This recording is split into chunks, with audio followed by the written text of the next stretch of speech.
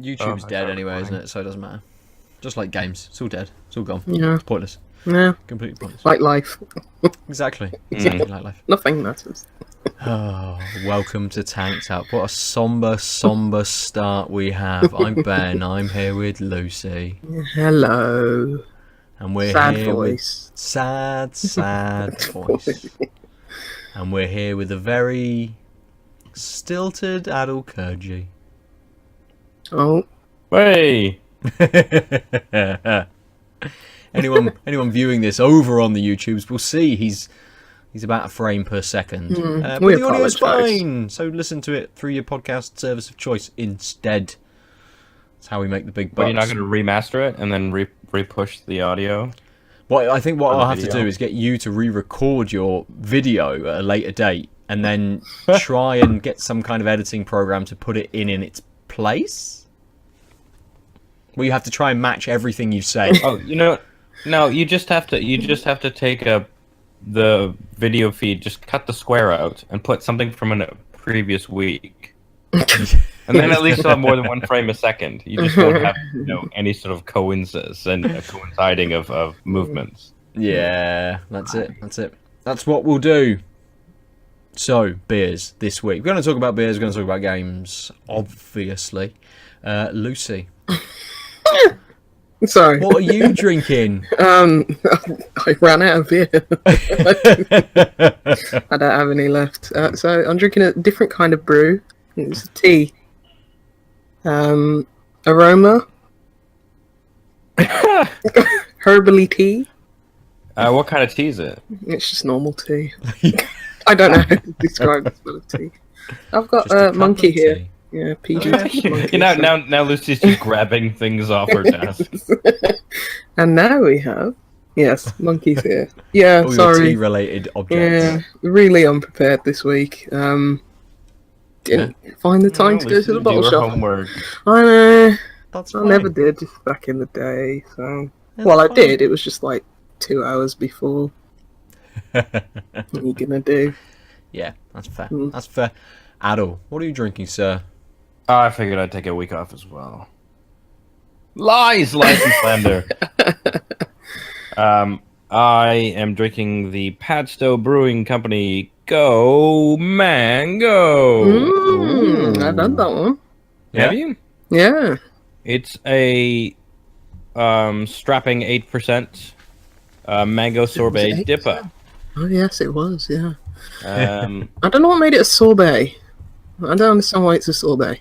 Yeah, fresh and exciting dipper combining tropical fruits and hops. Seasonal limited release, combining great beer with great art. And it's apparently also something about Falmouth University. Right, okay. I didn't really notice that when I bought it. I guess it's a collab with the university? I don't know how that works. That's interesting. My cousin went there. Why didn't he brew beer? Maybe that's where the art is from? Yeah, possibly. Was produced by Falmouth University student Phoebe Roberts. The piece is also called Quinn. And I'll let you That's interesting. Okay. slowly, I guess you'll not really see it all, but observe Quinn. Is it a landscape? Is it a lake with some mountains behind and some forests? very It's very slightly pretty. abstract. Yeah, it is like nice. really high. Like those are clouds and sea and landmass and islandy things. Looks like a Monet. Yeah, it's very called pretty. Quinn. I don't know why. Oh, there we go. You crack that one open, sir. I am going to... Oh my god. Jeez, he's so happy his drool is literally covering my hand. I'm glad he didn't get it in. Beer-covered, beer-flavoured drool now that he's stuck his fucking face in there. Please get him drunk. 8% dipper. I know. Of Instagram, mate. Sorry, you were gonna say a thing. I'm gonna have to deal with. You deal with Cat before you pour. I'm going to tell you what I'm drinking. I was in a bit of a conundrum this week. I got two beers. One is a stout, which is only 4%. One is a porter, which is 7%. I think I'd normally go with the porter first, but with the higher alcohol. I think I'm going to do it second, Okay. just so it doesn't kill that lower percentage. Who knows? I might be making the wrong decision. But the beer I'm going to drink first is the Cinder Toffee Stout from New Bristol Brewery. As I said, it's 4%. It does have flavour text. If stouts and honeycomb toffee are your things, then this beer is for you. Marisotta, crystal, rolled oats, wheat, roasted barley and chocolate malts lay down the perfect grain bill for this beautifully smooth, jet black stout. The perfect sessionable stout that's sure to bring a smile to your face. Vegan friendly.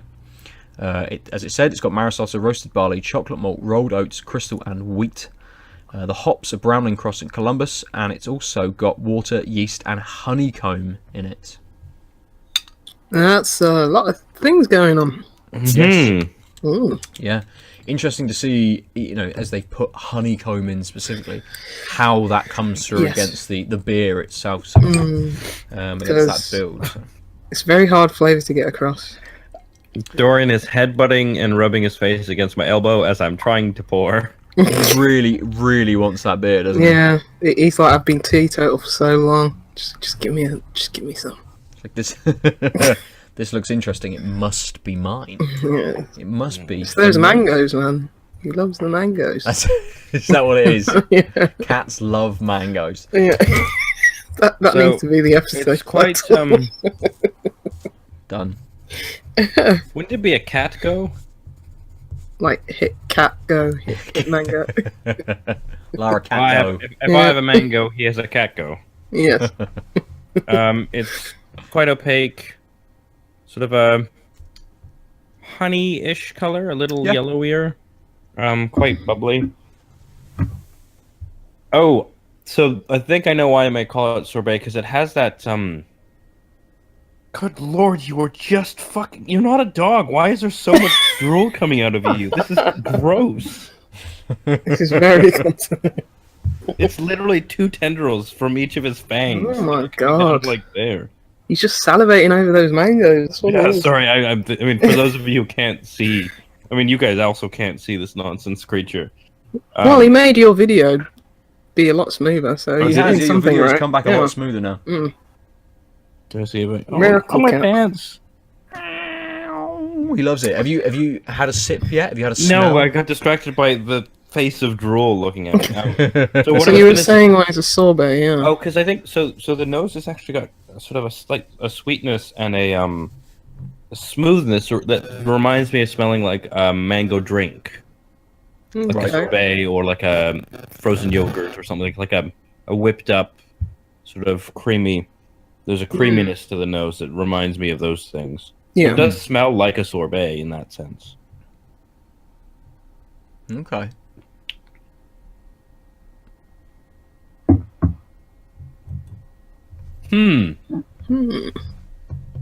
Questionable? No, I'm just actually surprised. Sorry, I just got sneezed on by the cat. So this is like the most derailed podcast because of that. It's like the panda video. Thanks, buddy. You're gonna have to shower before bed because of all the liquids that you are depositing on you in various ways.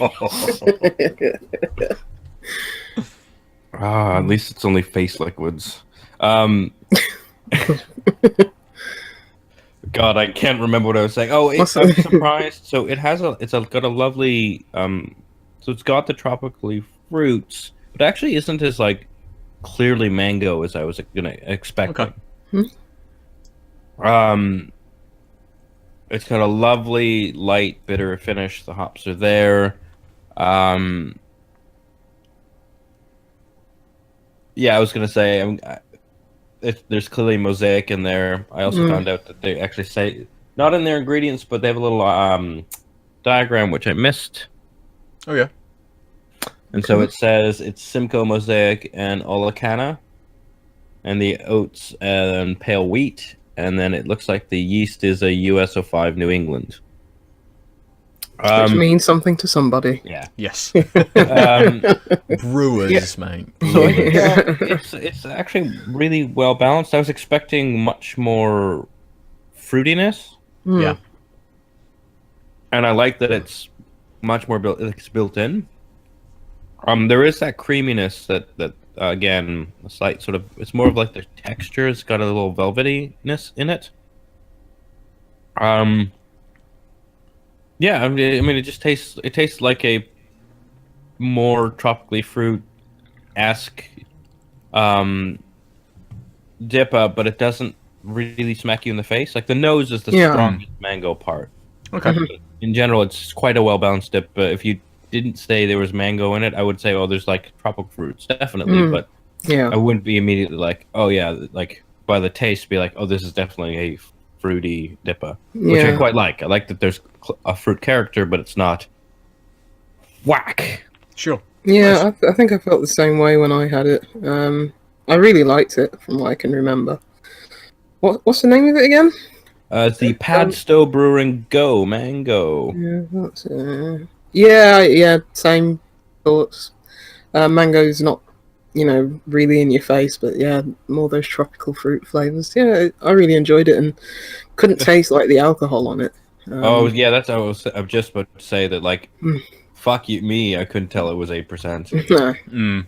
Yeah. That's good. I think the fruitiness from the tropical fruitness is sort of helping mask the sort of that alcohol sweetness. Yes, I'm not ignoring you. Nice. I've seen a few beers from Padstow Brewery. I don't think I've ever had one from them. May have. I don't think I have, though. It might have been the only beer I've had from Padstow. I think it might be. I may have had something before. From Cornwall. Oh, right. They have a collaboration with Dig Brew Co. Okay. From up here. And the beer is just called Granny. Just everyone loves a Granny. Interesting. 4.5% Berliner Weiss. Gonna have to try that, I guess. Yeah. You have to tell us how Grand tastes. Nasty. This new Bristol Brewery Cinder Toffee Stout. The nose reminded me very much of like a toffee yogurt. There was that almost kind of slight sweetness to it in the nose, as well as the sweetness from the toffee, but just something backing that up. In the flavour, it's a lot more kind of complex than that. It doesn't, at least in the flavour, it doesn't come across that there's any kind of lactose or anything like that in it that maybe the nose was kind of pulling me more towards, or at least slightly reminiscent of, to make me think of like a toffee yogurt. The flavour, you get, I mean, it says it's a cinder toffee stout, so I don't know what they've done to include the word cinder, but they put a cinder block in the vat. I was going to say they burnt some things. So I would imagine that they have burnt some things, whether that's the honeycomb that they've burnt down to get that, because you have that underlying flavour of kind of the chocolate seeping through. It's got a slightly toasted kind of element to it with that chocolate just as an underlying flavour, but really at the fore of this is that toffee and a real not quite burnt sort of flavour. Oh, someone's phone. Not a burnt flavour, but it's edging towards that. That's something that's slightly kind of toasted, that's been sort of reduced down in that kind of way, and it works quite well, that kind of smoky burnt element with the sweetness from the toffee, really. Nice. That sounds really tasty. I mean, it is really tasty, but it's very, very thin. Super thin. It's only 4%, so there's not much in the body at all. It just feels a little bit, maybe, I mean, not too thin as such, but I kind of expected the flavour to be a bit more of a kind of a hit with something a little more viscous, perhaps. Yeah, I mean, but with the original description of it sounded like so many things. It sounded like you'd have the opposite problem, that it'd be too much taste. So I'm kind of surprised by you saying it's sort of light. Is that just because you mean like the depth or the strength of the taste is light, but there's still things going on, or is it just generally light? It's the strength of the taste is it's quite powerful, really. You know, you're getting that smokiness, that burnt kind of sweetness from it as well, and those chocolate undertones there as well. But just in the body and the viscosity to it, Okay. it's just very, very thin. Sometimes it's a bit weird. Like you sometimes prefer if it just had a bit more body and thickness, and not even like higher ABV, because like more alcohol, the sweeter it's probably gonna get. And you know, if you throw in that and honeycomb and all the malts in, it might be a bit too much. But I don't know, man. There's something just about a stout. It's like I'm looking for a just bigger body. Yeah, definitely. You know? I think I'm the same way. Definitely. You want it stouter. Yes. Exactly that. Good note to move on to games on for this week. Lucy, I know that we've got a game that we have both played, but before we jump into that, Aadil, have you played anything this week? I'm playing Pet the Cat right now. I played.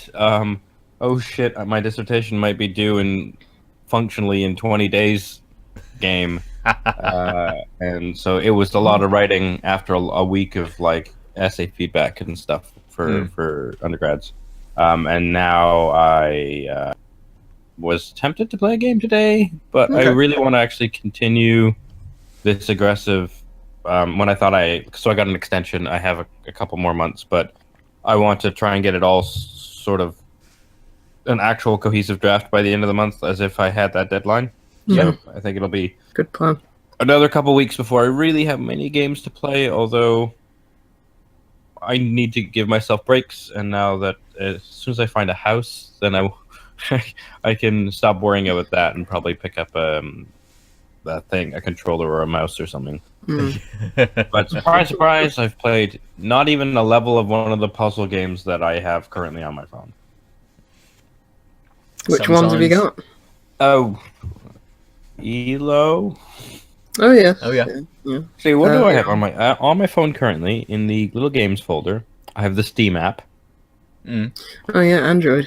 Yeah, that never came out for iOS, did it? No, because it's a store. Yeah, everyone just forgot about it. No, but iOS won't put a competing stores. Yeah. No, that's fair. Like... I have Fractor, Alpha Bear, ELO, Florence, and Hitman Sniper because it was free. Yeah, I got Hitman Sniper too. I don't know why I've never played it. Yeah. I was looking at the just like in-app purchases. You can buy like a sniper rifle for like £45. What? Yeah. Can't you get a sniper rifle in general? In real life, probably for less than that. Yeah. No, on the game. Surely the game called Hitman. Yeah, it probably gives you your standard rifle. Just like a basic rifle, just a scoped rifle or something. Yeah, I did because I know a friend of the show, Dave. He's always said that. Yeah, good old Dave. He always says that he likes Hitman Sniper. So I don't know why I've never picked it up. I think I played it because didn't Hitman Sniper come out almost? Was it a little before the first episode of 2016? I think it was quite a bit before. Yeah, it was a few years before. Was it really? I think. Yeah. Okay. From what I can remember. I remember playing it a while ago. A couple of years ago at least. And thinking, this is fine. I can play this for a little bit, and quite quickly putting it down and just not ever returning to it.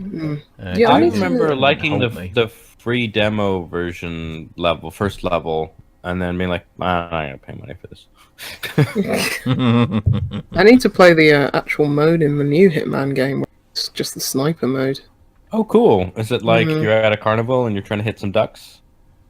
Yes, but those ducks are people. And the carnival's the world.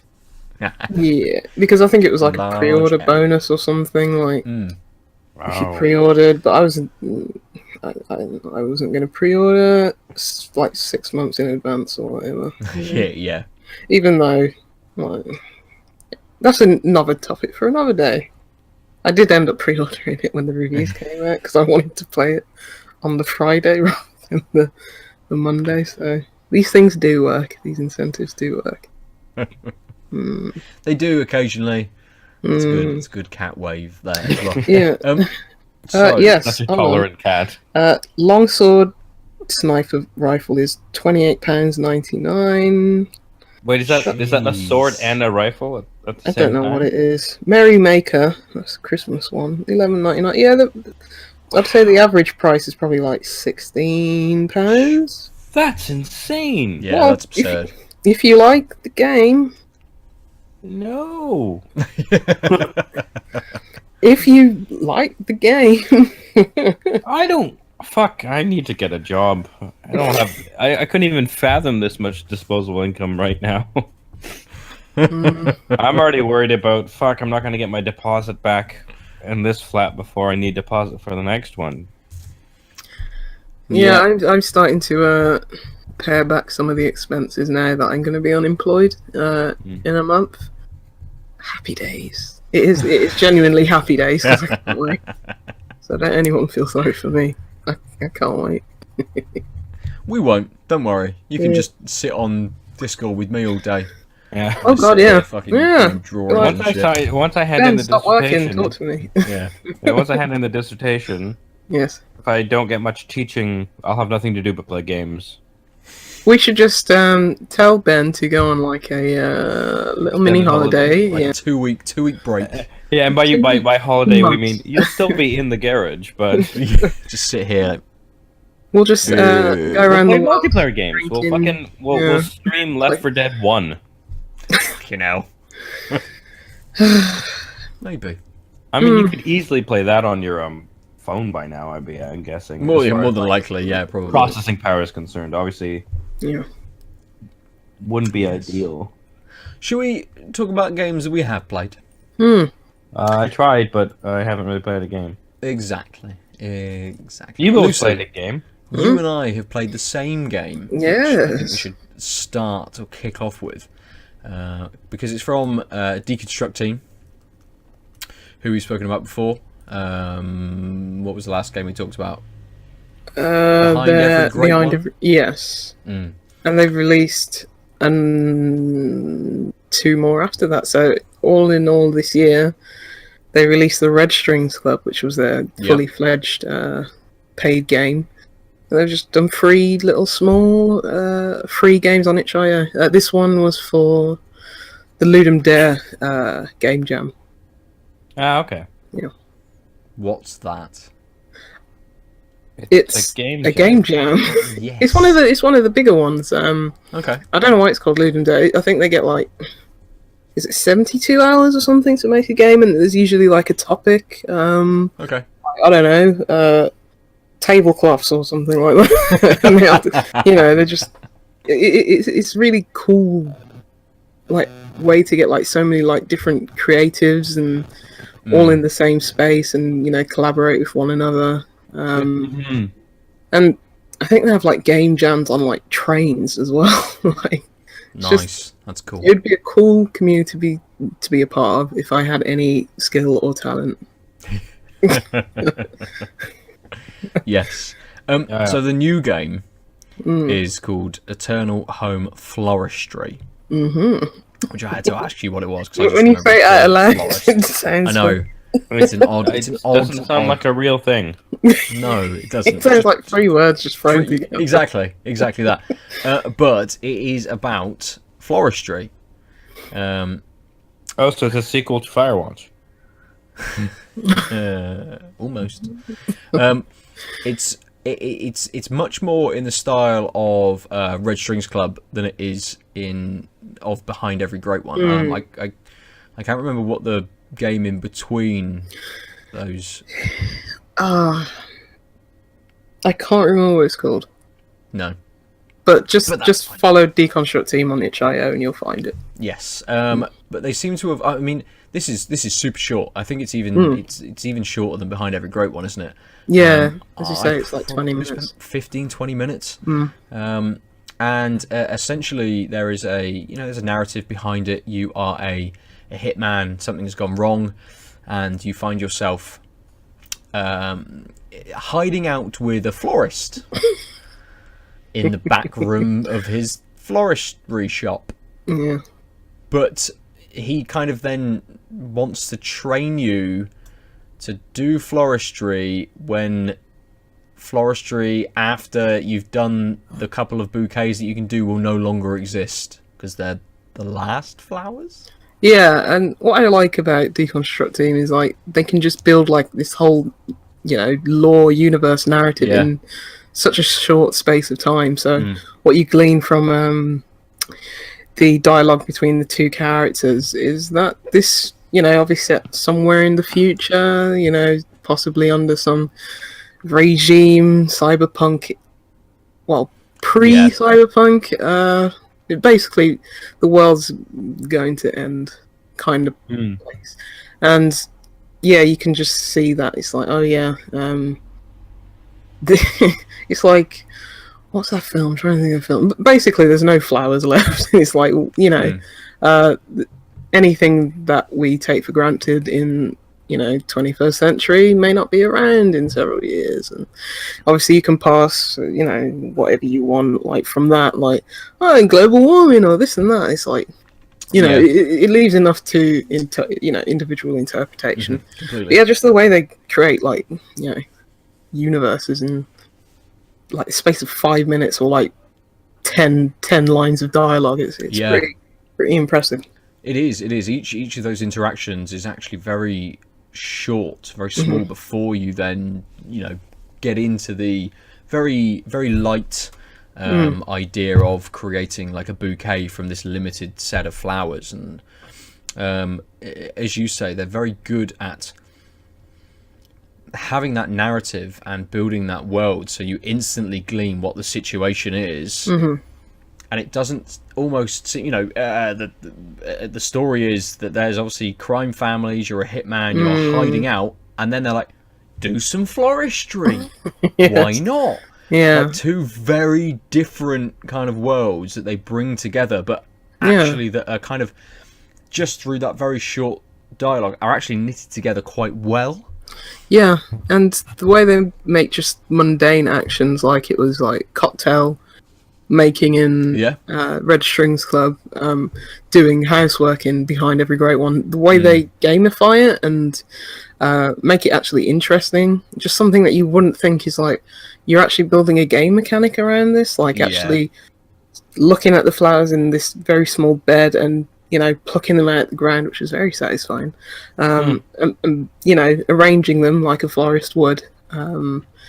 It's just like, you built a game around this. Wouldn't have thought about that. But it just makes it fun. And the way they kind of make things interesting is that each flower has a different purpose. So it's like one flower, suggests despair or sorrow or something. One flower is, passion, love. And the other is like, kill, stab, beat, or something.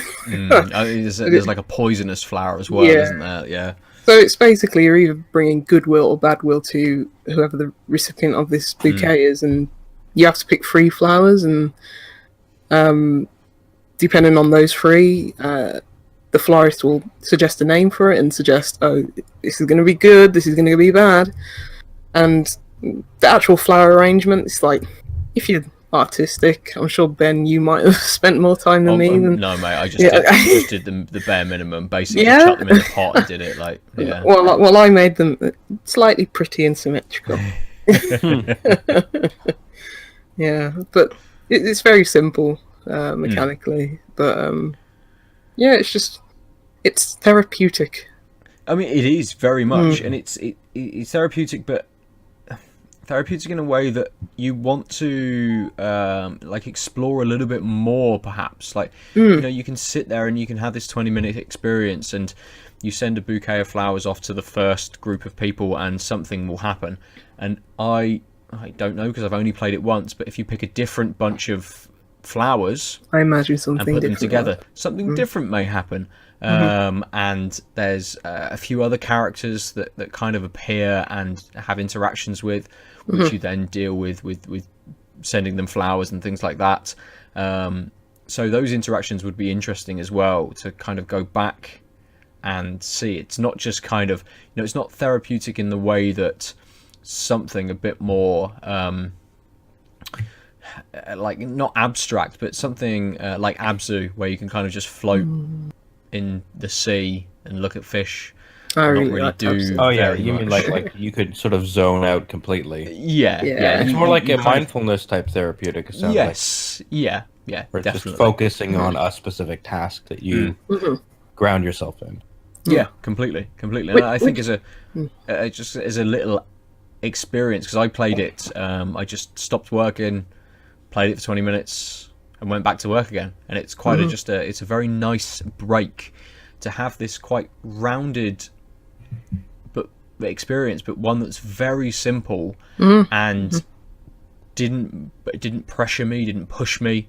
It just allowed me to make the choices and to move forward like that. So Yeah. Which flower did you end up with at the end? the poisonous one. Really? Yeah. No, mine actually ended on like a very nice bittersweet moment because I had like love passion one at the Okay. end. So I was like, oh, that's nice, wrapped up in a nice little bundle. Yeah. Like not an extravagant bundle, but like maybe a humble one. Yeah. Yes. Nice little humble bundle. But yeah, it's got that classic pixel art that Deconstructeam for now. Really beautiful pixel art, like so much detail and Yeah, you know. I mean, I haven't played through all their other stuff, but I remember last time when we brought it up, I went through and just looked at the screenshots and all the things. So I was like, good lord, they're pulling so much detail and like sort of a defined art style. It's not just like sort of a bland representation. There's clearly an aesthetic as well as detail, while still retaining sort of, I'm gonna say around 16-bit sort of pixel art. But yeah, you could spot it from a mile away there, particular art. I was first drawn to like Gods Will Be Watching, just from their art. I was like, oh, that game is such good art. Red Strings Club, that came out this year. That's a really good game. There's too many good games. Like, for God's sake, slow down. Put out some crappy ones. Talking of good games, I want to briefly touch on Mutant Year Zero. Road to Eden. I think that's the Convince full me. That the animals. I've had the animals, the mutant animals. I've started playing it. I've had it for a couple of days. I've maybe 5 or 6 hours in at this moment. It's one of those games that I want to. It's drawing me in. I want to keep playing. It's a strategy like XCOM like in certain elements, but it changes enough up to that kind of formula to make it fresh. So rather than every turn, whether you've encountered an enemy or not in something like XCOM, whilst you're on the field and on a map, you move each character. This has a free roam element to it, so you're actually just walking around the map without having to worry about turn counts. Everyone is just moving freely, enemies included.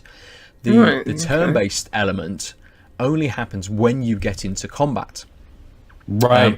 Okay, so it's like you're thinking like original Fallout, where you sort of even right when you start, you're like, I'm not going to see any enemies, but I move 3 squares, have to hit enter, and then move 3 squares, have to hit enter. Is this like Pokemon? I mean, it is a little bit more. It is a little bit more like Pokemon. The combat encounter, you're not going. It doesn't take you out of the map. It still happens within this very well crafted. We're talking about very well detailed stuff. This game is very well detailed. But you'll just look at a video whilst you're talking. Cause... Do it. Well, whilst you do that, the baby monitor is just cut out, so I'm gonna have to go and get the bloody plug for it to charge it up. You look at a video, everyone now. Podcast listeners, look at a video for. We're not going to edit this later. Zero. No. We're all expecting you to do whatever you're doing to look at a video. Yes. Do it now. You two fill the dead space. Yes, we're going to vamp. So, Aadil. Yeah. You like animals. Are you enticed by this game? Mutant Zero. What is it called? Mutant Year Zero, Road to Eden. I am. It looks very interesting. Yeah.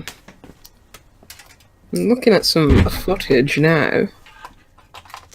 I mean, Yeah, I've seen a little bit. I've actually kind of, from what I've read, decided I didn't want to see too much of the footage because I thought maybe I would like it too much. All right. And I'm already like, I really was struggling with Red Dead Withdrawal, or Spider-Man, then Red Dead, then all these little other games you guys have said, and it was like, okay, this game seems like it might check too many of my boxes and be indie in a way that like I don't need to feel like, oh, if I get this game, it's also supporting them in the crucial time period of first release. Yeah. So it's looking to me like a proper CRPG, like, at the moment. Yeah. So I guess that's I mean, Ben, you're back conveniently. So here's a question for you. What do you mean by CRPG? Just to get our... Well, of my very loose understanding, people running about, and there's actually a story. Yes, there is a story. So there's the contrast between SRPG and CRPG. So I was just wondering if you gave a shit and thought that was a thing. Well, when people say strategy or just RPG, my eyes are just glazed over. But like, I don't know, if you're just playing round to round on a grid, like that's the...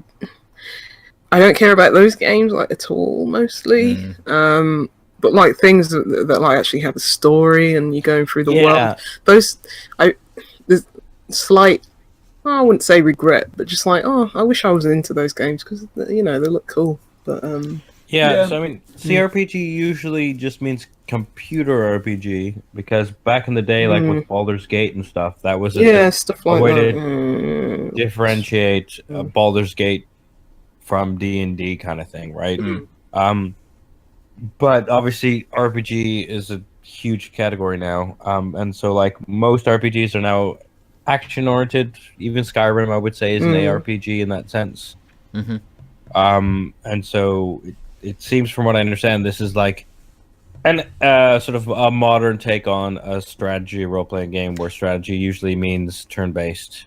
Yeah, completely, exactly. It's kind of, as I say, it's kind of modernized a little bit of what XCOM is sort of known for, or at least tried to move it away from it being completely turn-based.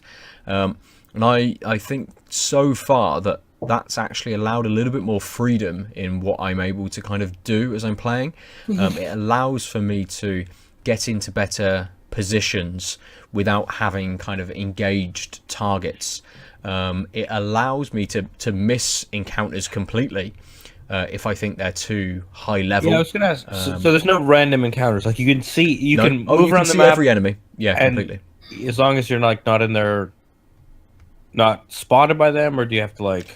So they have a very convenient little circle around them. Okay, which it's not like a cone of perception, but it's like a spot. It's an audio sort of circle. So if you make a noise within that circle, they will spot you. So a lot of the times I've been able to set my guys up and hide behind some kind of cover and allow them to kind of walk in between them and then engage with that enemy. And I've currently got is it one of those, like, if you get the first hit off, then they take damage or something like that? So basically you can ambush. If they haven't spotted you, you can ambush them.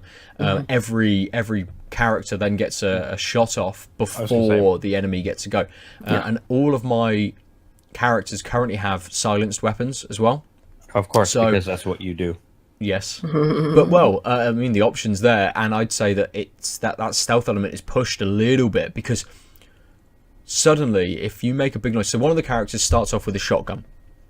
So I was finding a lot of the time I engage a pig with a shotgun or something. Exactly, it is the pig. The pig has a shotgun. Of course it is. He'll fire, and it will draw other enemies that have heard that shot off. And whatever that radius is, they will come in. And often you find yourself quite quickly outnumbered if other enemies come in. it almost pushes you to try and pick off enemies around the periphery to make like a direct firefight a little more fair. So maybe it's more 3-on-3, Right. or 3-on-2. A lot of the enemies have a lot more health than your characters do. So is it a bit spongy? It's not spongy. So when I'm picking off an individual enemy, normally my weapons do enough damage to take an enemy down. If I ambush them and all 3 characters get a shot off, that enemy will go down. If I try and engage with one of the, not higher level, but like the boss for the group or lieutenant, whatever, I can't remember what they're called. I think there's some shaman named characters and things like this. They have a lot more hit points, so there's no point in me trying to engage them in an ambush, because as soon as their turn starts, they take a turn to call everybody else. Even if you've used silence weapons, they will tell everyone your position and everyone will flock towards you. And I found this the direct combat, it's not hard in the sense that they all just pile in and they shoot you and you're dead. It's hard in the sense that you need to strategize and try and move your character around. So whether you want to take full cover and get a better kind of bonus for them to miss, versus being further away to use more ranged weapons or be out of range of them and stuff. So it's very much dependent on the map that you're playing and the area that you're playing in, that you know, if some enemies turn up, you don't want to then move into another area where there's other enemies to then be alerted for more people to come in. So you kind of want to contain the encounter. And I have found myself loading a save quite often because it can be absolutely devastating quickly. So one of the things that normally I struggle with, like, save abusing, but I actually think that there's something about the turn-based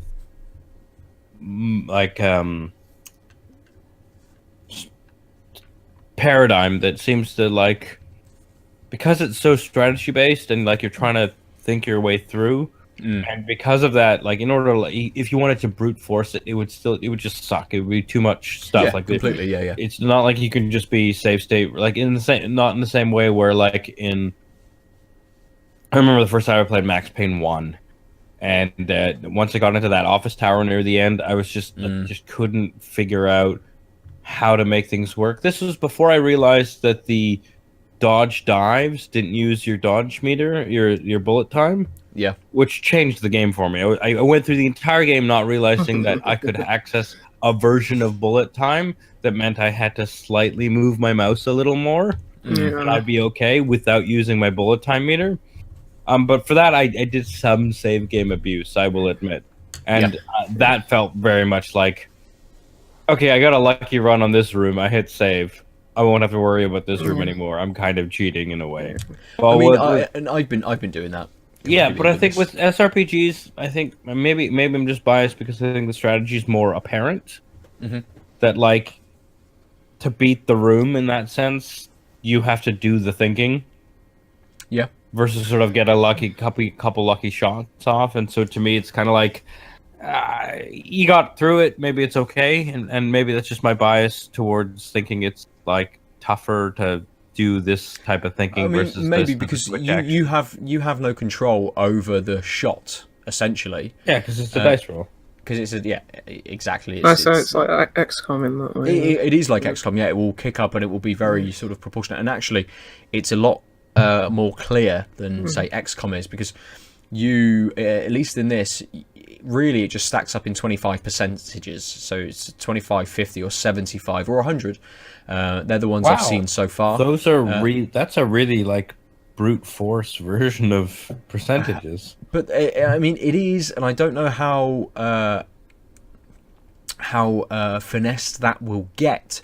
But at least it's not XCOM's 92%. Oh, I just missed 4 shots in a row. This is why I could never play XCOM, because I would throw my computer out of the window. So XCOM is headbuttingly. Yeah, that's not fun. Yeah, did you ever play Massive Chalice? Yes. No, Lucy, though. Oh, you did. I know I have it on Games with Gold. No, I haven't actually. No. because I think it is one of the most accessible while still being tactical, and also a really good story and a really good setup, because you have 300 years.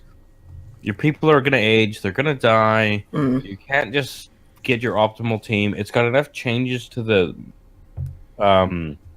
genre, because you could, for a few battles, you can have your dream team, but they're not going to be a dream team for long, and there's reasons why you might want to retire people early to help train other people. But I think it does the balance of, like, why SRPGs are interesting, because you have to do these sort of tactical moves, but not being as bad as XCOM with the, like, percentages. There's some there, but I think there's a fluidity in that game that I've gone back to it. Actually, didn't mention this a month and a half ago, but like I played a few levels on the PC because I got rid of the Xbox, but luckily it was free in a Humble Bundle at some point, so I owned it on the PC, and I was like, "Fuck, I'm gonna play a little bit of this game," because I liked it a lot, and it still held up. Double Fine game. No. I don't think they made it. Or did they publish it? They might have published it. I can't remember. Yeah, I mean, I need strategy games for dum-dums. I could count how many strategy games I've played on hand. You know what? So, I mean, not that I think you actually need it, but the fucking Mario and the Ubisoft Mario strategy game. That was hard. I played that at, like, EGX, and I was like, this is hard. Yeah, I was going to say, I was in World 2, and I kind of got fucked on one of the levels. I'm like, I thought this was supposed to be baby's first SRPG. Yeah, and I think it's like no, you can get through the level easily, but it's still no. With Mario vs. Rabbids, when you get into an encounter, does it take you into an encounter, or is that within the map? There's like there's like a hub or the world, right? The Mario world. You run around, you get coins. There's some weird semi-platforming puzzling to like unlock more coins, etc. And then there'll be like, you'll walk in up to an area and there'll be like a gate, and that, or like a little sign that basically tells you cross the sign, you enter a level. It shifts. Right. You're now in an SRPG level. You have to beat that level, and then you'll go back to the same view before, and you'll be able to backtrack through the spots of that level in the platforming aspect once you've beaten it. Yeah, so you can still go backwards, but as soon as you cross that sign, it does a little cutscene, sort of zoom in type thing, and that's it. Like you've got to beat these Rabbids. Sure. Yeah. So going back to Mutant Year Zero, like what happens if like your party members die? I don't know. I've not encountered that yet, but it's not like, or at least I don't believe it's like XCOM. I don't think it is a case of you failed this mission, go back to the Ark, which is kind of like the hub for you, where you can do all of your upgrades and buy weapons and all that sort of stuff, and get a new team. At least in all of the media and stuff, Ducks and Borman, who's the pig, kind of were the front and center for all of the PR and the characters that they kind of pushed, and then Selma, and I think there's a Fox character as well that they introduced like last week maybe, who I've not encountered yet. So I don't know whether it is just a hard game over once those characters die, or if one dies, whether you can revive them. I don't know yet because I haven't. Can you like recruit party members on your way? So I started off with the two, with the duck and the pig, and then we bumped into a character called Selma, who looks like a human woman, but is a mutant as well, has mutations as such. Which that kind of leads into like the RPG elements, because there's like a little upgrade tree. Every level that you gain, you get a point, and you can spend that in different kind of ways and stuff. So you can kind of recruit people, but I don't know kind of how far that goes and stuff. It's also different from XCOM in that you are moving through different areas. It's not sort of, we're flying around the map, we go and fight some people on a map, we come back to the hub, we go and fight some people on a map, we come back to the hub. You are basically, you start off, you don't start off in the Ark. The first sort of like the intro as such gets you to the arc to introduce you to kind of like the mechanics. But from there you get given a mission, and then you just have to set out into the world, and you move between these different areas to get to your destination. The map I'm on at the moment is the current kind of like destination, so I haven't got much further than say like the first story mission. But there's different paths that you can kind of take. Each area has different areas that come off from it, which, you know, some of them, at least it shows on the world map, are much too high level for me at the moment.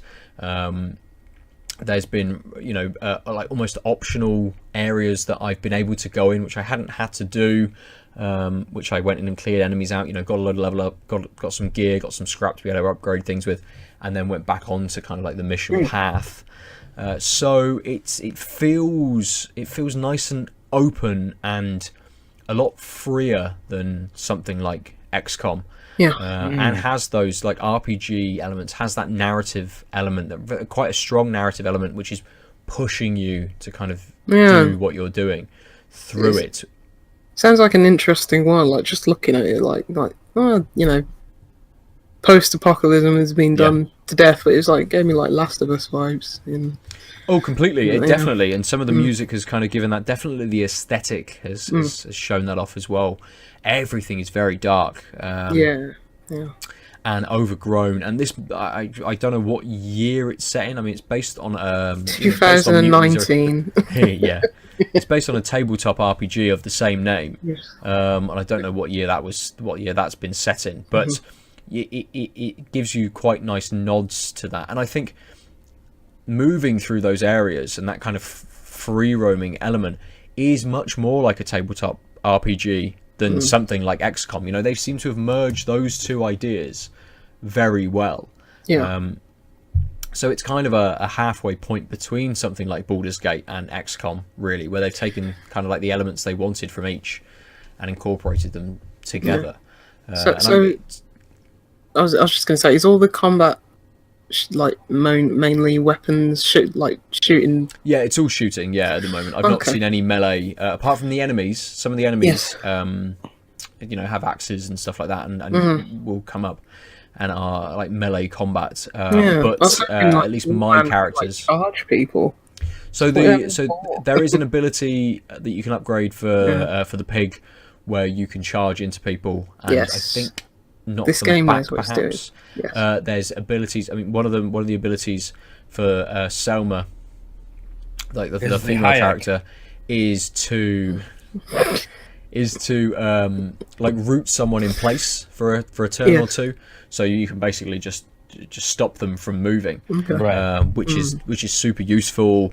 A bit of crowd control is always sort of welcome in something like this. So it allows you to kind of tailor the characters a little bit to your kind of play style, but I think for everyone it's always going to be quite a similar kind of play style, because that's what it pushes almost. But as I say, I'm only a few hours in, so we'll see how it kind of opens up. Well, why were you? Because you've been, you know, excited for this game for a while now. What drew you to this game rather than, I don't know, did you play Divinity last year or? I didn't. Was Divinity 2 this year? I think it was last year. I think they Divinity. You mean Divinity Original Sin 2? Yeah. Divinity 2 was before Divinity Original Sin. What drew me to this rather? What don't like game? People like ducks. What game was it that I played, which is quite similar to Divinity, which has just had a second one come out? Pillars of Eternity. Oh, yeah. So I played Pillars of Eternity when it came out, and I think I have just moved on a little bit from that fantasy structure. Not just fantasy, but just the way that the game is kind of structured. You know, it is turn-based, but the like isometric aspect, I mean, yes, parts of the fantasy elements, so like spells and, you know, people being like super weak because they're wizards and shit. That has turned me off a little bit. I know Divinity's slightly different than they're like than, lizard say, people in Divinity. Yeah, there's lizard wizards and Lizard Wizards. Oh no, Lucy, that's a rival episode name. Yes. Lizard Yeah, I think Wizards. that's a bit there. Yeah. Lizard Wizards and cats. Since last week was called the Frog Detectives, Yeah. yeah, this week might have to be called the Lizard Lizard Wizards. Wizards. Yeah. that's fair. But yeah, I think I like a little bit more of that tactics element that I feel that I'm getting from like Mutant Year Zero than I was from Pillars of Eternity and other games. Sort That's of like why that. your favorite Final Fantasy game is Tactics. Well, Is what's it? the subtitle for that one? No, it's not. That's not my favorite Final Fantasy game. Oh, okay. I mean, this is just gonna This takes again us off on a alienate crazy Lucy. side, But what by the is way. Ben's favorite Final Fantasy game? No, let's open beers and then I'll Yeah, think yeah. about it while we open beers. All right. Well, what do you Lucy, think? Have you got another cup of tea, or have you No, I'm on the water now. back on the Is the water in a measuring cup? It's not. It's just in a Fuck. big old Maxi muscle. Oh, Maxi Muscle. When it was actually Maxi, didn't the name change? I don't Not know really. what Maxi Muscle is, except in this moment I know it is something that has branded themselves on a water bottle. It's I think they sell they sell like fitness stuff and proteins. Or something. protein? Yeah, it's 900 mil. So, in fact, no, it's probably a liter. Yeah, it's a liter. So, and I've said this before. I consume a lot of liquids. Yes. So, You know More what you're getting convenient. that way. You know exactly what you're getting. I've got a strong beer. Okay. It is. I got this from the bottle shop. Corkscottom. It is a Canadian beer. Oh. Canada. And Ben, you had a Collective Arts recently, didn't you? Oh yes, I did. You ransacked the universe. Yeah, right. I So think. this is a Collective Arts that's Hamilton, Ontario. It's a Mosaic and Simcoe India Pale Ale, 6.1%. It's called Life in the Clouds, and it has this gorgeous can art. That's nice. Yeah, that's what they're known for. Yeah. Life in the Clouds. Yes, I think I've had that one on draft, I believe. Really? On draft? Yeah, there was a tap takeover at the Wolf where I took you to. Yes. Yeah, I think it was probably about 2 months ago. I Yeah. mean, I'm surprised just because they're from fucking Hamilton. Yeah. I think they were doing their tour or something at the time. Right. Their can launch over here. Yeah, Life in the Clouds. Yep, I had that on Shit, Lucy, I'm just repeating your greatest hits. October 10th. The day before my birthday. My pour wasn't great. It is a very bubbly beer. I should have expected because it's from North America. Some strong head. It's more yellow, some more golden straw than the last beer, and much more translucent. Yeah. I'll give you the nose, and then I'll pass it over to Ben. It's got that sweetness of a stronger IPA that I'm surprised it didn't get on the 8% DIPA. It's got that light alcohol-y sweetness on What the was the nose. percentage for this? 6.1. Okay. I'm getting the Mosaic and the Simcoe though, like that's Yeah. tropically and slightly citrusy. It just smelt like a classic IPA. Exactly. Nice. Like, it Which is smells exactly great. what you want sometimes. It's not too in your face with the nose. It's just like a nice full lungful, but then you're getting a lot of nuance in that smell. So it's sort of, it's clearly not dry hopped. Like it's just these are the things that are coming off of it. I'll hand it over to you, Ben, and then I'll have a taste and tell you what I think of it after. Okay. I think we're going to be quite quickly back to you. I have no flavour text on the can. It is the Dark Orbit from Lervig. It's a 7% porter. I mean, all they say is that it's got water, barley malt, hops, and yeast in it. I kind of Serious wish about that the way you paused, I kind of wish that they just said all they said was water. It's just Water. water. That's it. Water The good and kind of water. other things. Stuff. But yeah, no flavour text on there at all. Nose wise, It's very similar to your last beer. Yeah, yes, I was gonna say it's Almost I mean, it's identical. just as, but it's the same. Yeah. A little more. I think when I poured, there was a little more head on this than there was was gonna ask on about the on the toffee stouts. Might be the difference between being canned versus bottled. I mean, there could be loads of differences as to why there was a little bit more head, but that subsided quite quickly. A little bit of lacing left on the glass. Very nice. Very pretty. A little brown. Nose-wise, there's a very light sweetness to it. Very, very light. But that is about it. I'm not getting much from that at really, all. so just a slight sort of. What was the ABV again? 7%. Okay, so it's almost certainly that sweetness is coming from the alcohol. Yeah. So basically, there's just not a strong nose. Is that fair? Completely. Yeah. No exactly that. biscuitiness, no maltiness going through in the aroma. Just sweet. Not at the moment. Just slightly sweet. Yes. Sweet That's all I'm licorice getting. sweet or Like sweetie sweet, like almost Like lollipop, like Oh, no, candy, I candy know what kind you of mean, sweetness, yeah, you know, yeah. candy What kind you of mean, sweetness. yeah. But that's about it. I mean, with a porter, I'd expect, you'd expect a little bit of sweetness, maybe something that's slightly roasted, not quite as heavy as maybe as a stout. A little bit of coffee, yeah, but yeah, just a little bit of sweetness, a candy sweetness, I will say. So I'll throw it back to you, Aadil. How is it, man? It's quite good. It's sort of along the lines of the nose. It's sort of the nose was like good solid IPA. Yeah. Taste is good solid IPA. It's got a little dryness in the finish. It's making me want more sooner. So like the bitterness is nice. Feeling that Simcoe and that mosaic throughout, including in the finish, which is nice. But because it's the mouthfeel and the finish just leaves me again a little dry, a little wanting. I'm reaching for it sooner than I would just to have the taste.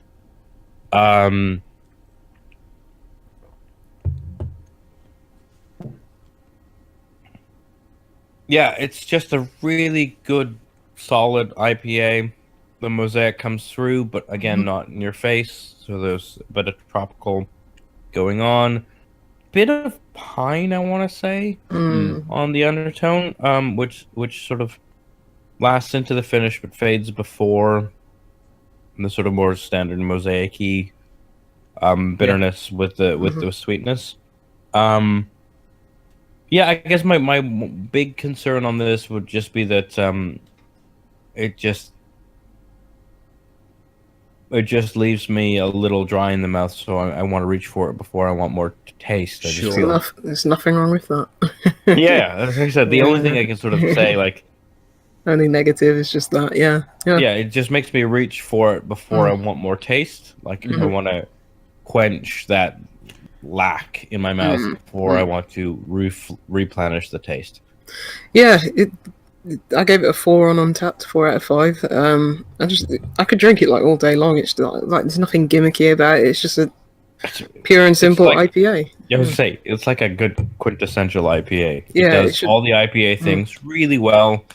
Doesn't do anything more, but that's fine because it does all the IPA things really well. Yeah, I think I would agree with that. Yeah, it should just be like the staple flagship beer. Plus it has fucking Maybe it is. It probably is. Yes. Let's throw it back to you, Ben. Now that you've had a taste or two.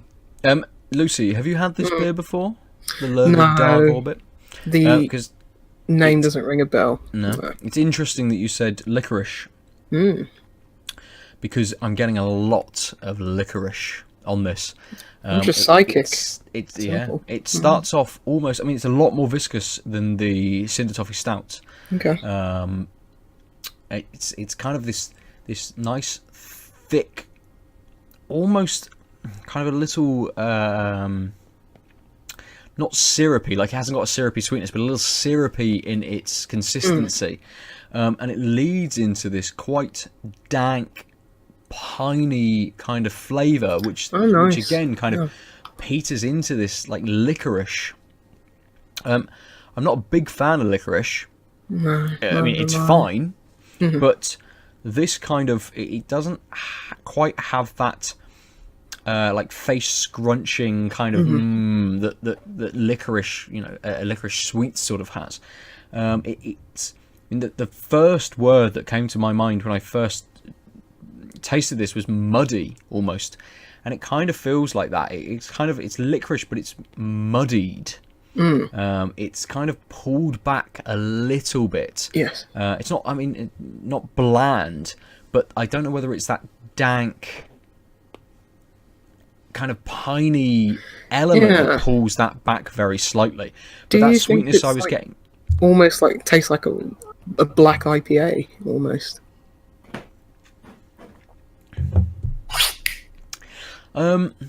No. Well, I can. Sorry, Cat is doing that weird thing with the carpet right now.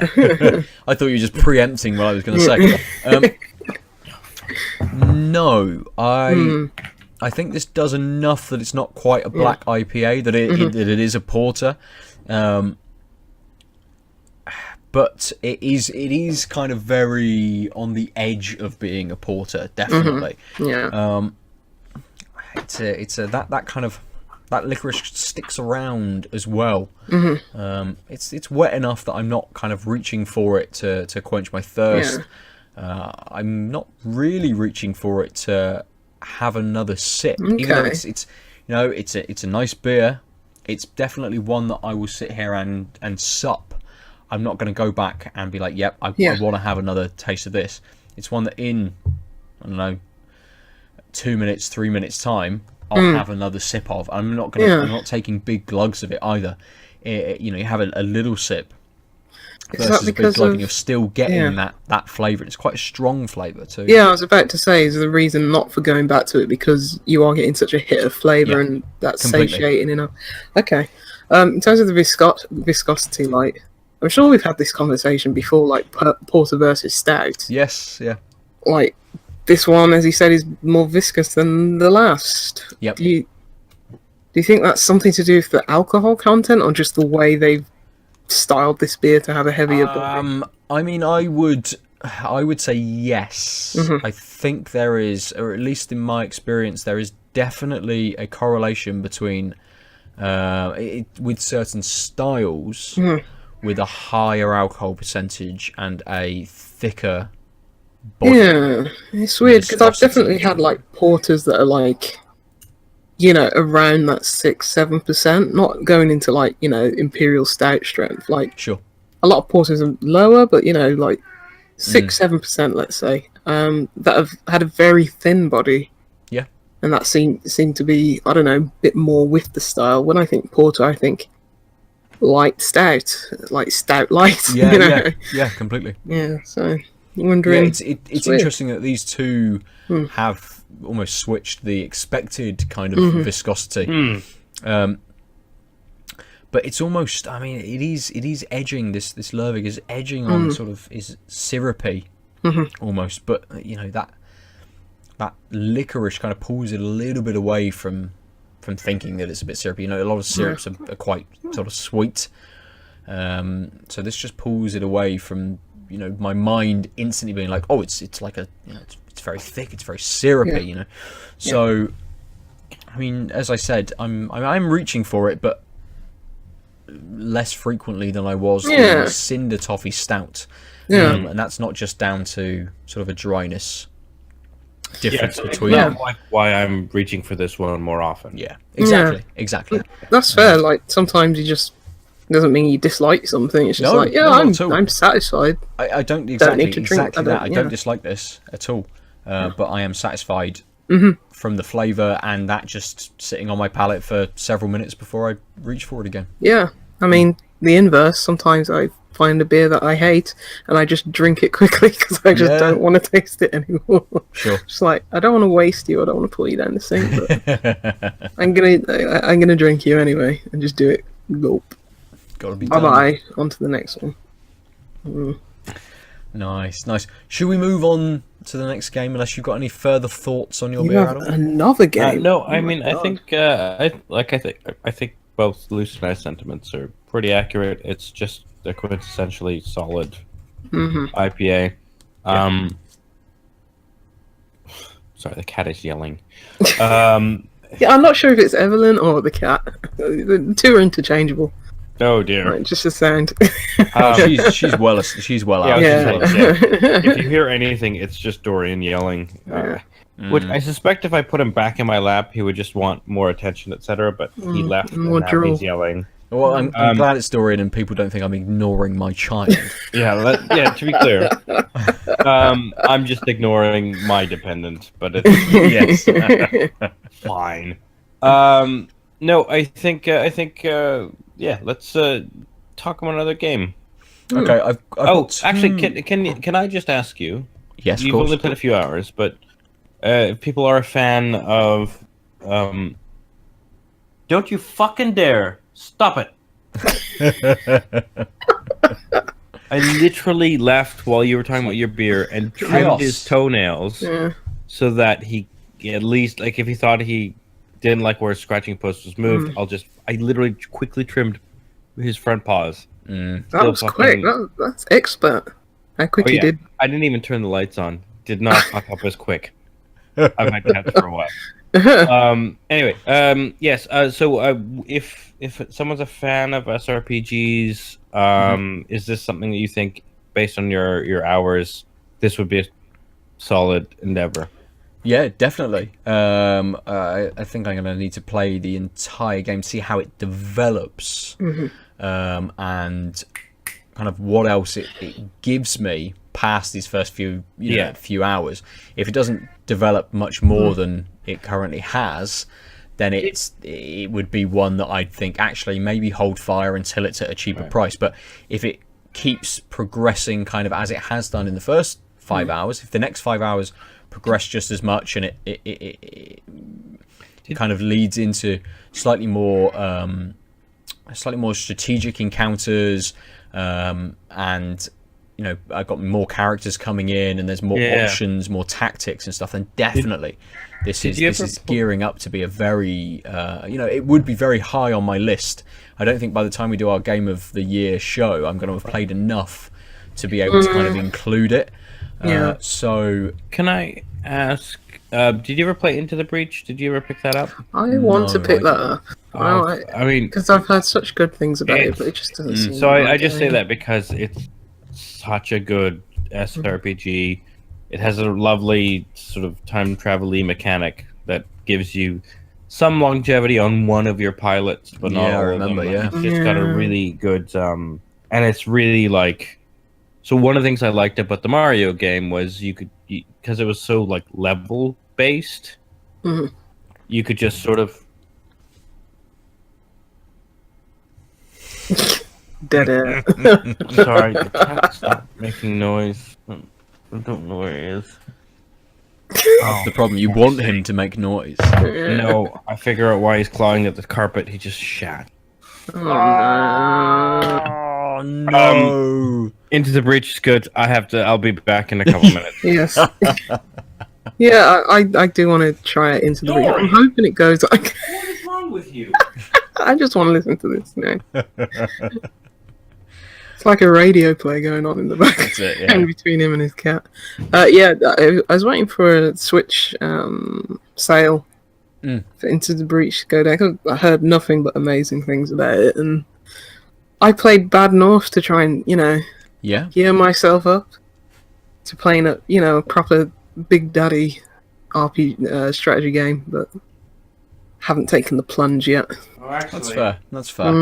I know it comes up on Steam quite regularly. I think it was on sale in the last sale. Yeah. But I think it was one of those that I'm like, yes, I'm definitely interested in playing this. I've heard enough of it from Aadil and from other podcasts to know that it is one that I'm definitely interested in. I think it's maybe just one that I don't know why I'm holding out on not picking it up, really. I think it's there's so many like other games that you probably want to finish by the end of the year that are like more maybe narrative heavy and you don't want spoilers or something like that. So yeah, I mean, people can say, oh yeah, Into the Breach is so good, and you can listen to a whole conversation about it because you're not going to get spoiled about with it or anything. So. Yeah, completely. Maybe that's why. Yeah, possibly. It might be one of those games that once I finish with Mutant Year Zero, once I stop fucking around in Red Dead, I'm getting Hitman. I'm possibly getting Hitman as a gift for Christmas, so I'll have that to jump to. Might be one of those games that fills in that January time slot, possibly. Yeah, but then just there's no respite. It's like games are coming out like every day. Like I just saw that another Devolver game is Ape Out Devolver as well? No, Ape. Is it not? Oh, is Ape Out Devolver? I thought it might, but yeah, it might be. Game coming out in January and February. Yeah, like little indie games that won't take long, but it's like already, it's like no rest, and it's like I haven't played Tomb Raider yet. I haven't played Detroit yet. Detroit's another one. I know. There's just too many games. I'm the worst. He was yelling earlier for attention. I gave it to him. He then left and yelled, and I didn't get that he was yelling about an impending need to defecate. He's like, I have to go now, play. He should have just told you. Yeah. So yeah, it's on him. I did make a joke about ignoring an appendant minutes earlier. That's true. I'm the worst. Yes. So, Ape Out is actually the next game I wanted to just to touch on, because it's got a playable demo out. It's coming out, I believe, in February sometime. I tried looking for it. It doesn't. Both Lucy and I looked. It's been pulled from Steam. It had a playable demo. Has it? Yeah. That's very odd. Okay, so you're special then. I think it was last week. I played a demo, but if you go onto the Steam page and you watch the trailer, I essentially played the trailer. Well, that's what I heard. It was a playable trailer. Yeah, so it has the same like jump cuts that the trailer has. You're in the scene for the same amount of time as the trailer. It's obviously the same music going over the top of the trailer. And I just thought it was a really interesting way of presenting that game for you to experience. It's kind of, or at least from what I played, it feels like, I was playing with mouse and keyboard, but it feels like it's probably better as a twin stick game. You move with one stick, or at least you're moving on the keyboard, and you're looking in a direction with the mouse. So again, you'd be looking in a direction with the right analog stick, I imagine. And you're giant ape, and you're trying to escape from a facility. I guess it's not Ape Escape. It's not Ape Escape. No, it's top down. Yes. So it's very very limited in its color palette. So there's a lot of silhouettes. You are just kind of the silhouette, a top-down silhouette of a great ape, whether it's a gorilla or something else. It looks like a gorilla, at least. And you are trying to escape a facility and basically kill all of the guards who have guns and shields and flamethrowers and things. And you hit them, and there's giant blood spatters everywhere. It's backed up by this absolutely chaotic jazz piece, at least in the trailer. I don't know how that kind of evolves into the main game, but I didn't realize until I'd watched a little bit more that a load of the some of the artwork had been done by Bennett Foddy. Right, okay. There's kind of this little team behind it with these kind of quite impressive names leading into this. So I'm super excited for Ape Out, especially just playing this minute and a half demo. Yeah, that sounds really cool. I wish they would put it back up. It kind of reminds me of, I don't know, like Hotline Miami, Mr. Shifty. A little, kind of vibes, definitely seems much, at least from the demo, seems much faster paced than Hotline Miami. Yeah. At least Which with Hotline wasn't a Miami. while ago. I was thinking, I like was fucking around on YouTube, and saw someone's like video about Hotline Miami, and it was like 4 years ago or whatever. Yeah. It's been around for ages because I was looking at like, oh, who made Hotline Miami? What are they doing? I don't know if they're doing anything. Like, Well, they made the second one. Yeah, which I still haven't played yet. No, I also haven't played it. I never finished the first one, so I felt really bad. I can see why people don't finish it. It's very hard. It is, yeah. But that's You a need game to- that you need to like spend time with fucking it. Alex Malpass talked on the podcast about. Yes. Yes, Rolling it is. back the years. He is a fictional person at this point. Yeah. He is slightly. That and Star Maid with his big games. Sorry, I just forgot First Star Maid was a thing. Even though I think Is I'm that the one who game even pushed out him towards it. Is that still It's in definitely beta? still in alpha or something. Ridiculous. But yeah, it like Ape Out just has presented itself to me so well that I'm just to you, not everyone else. fully- 'Cause you well, got no, the obviously fancy not. goddamn Yeah. demo. Elitist. Well, can't do much about it. We have to write a strongly worded email. To Devolver. They'd probably just send us like one of their loot box coins in the post back. Yeah. Like, sorry, here's this. More than likely, yes, yeah. They're Or just a great. picture, just a still image Yeah, of the one of the coin. levels. Yeah. Yeah. Their Oh, PR is dear. great. Them and Annapurna.